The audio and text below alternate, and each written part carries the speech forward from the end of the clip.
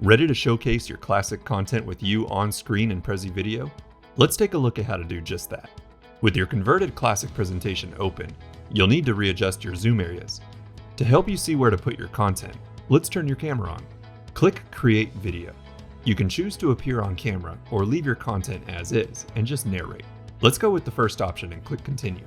Next, click Allow Camera so that your face appears on the canvas. You can leave yourself moving or click Freeze Camera to take a quick picture.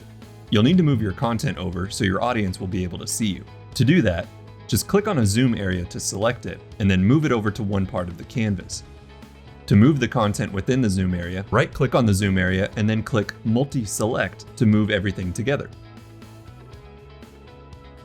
Alright, now that everything's been adjusted, you can choose to record a video of your presentation now, or go live and connect to the video conferencing app of your choice.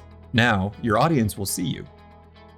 And then you can use the view modes here to switch between only you and your content, or go full screen to focus in on the details.